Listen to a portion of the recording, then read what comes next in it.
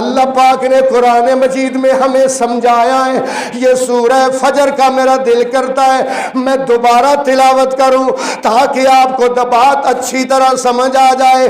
اللہ پاک فرماتے ہیں کلا اذا دکت الارض دکا وجاء ربک والملک صفا صفا وجیء یومئذ بجہنم یومئذ اس دن یتذکر الانسان انسان یاد کرے گا انسان سوچے گا انسان غور کرے گا وَأَنَّا لَهُ الذِّكْرَى لیکن یاد کرنے کا کوئی فائدہ نہیں ہوگا.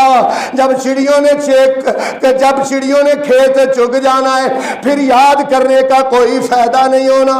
اللہ پاک فرماتے ہیں پر اس دن یاد کرے گا اور یاد کر کے کہے گا یقول یا لیتنی یقولو کہے گا یا لیتنی.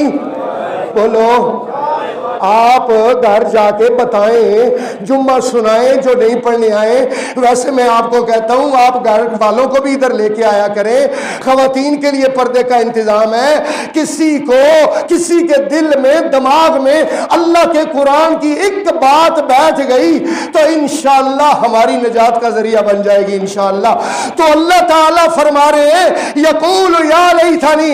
آج کا سبق یہ ہے اللہ نے 8 مقامات پر فرمایا ہے جو نیکیوں کے بغیر جائے گا اگلی زندگی میں داخل ہوگا.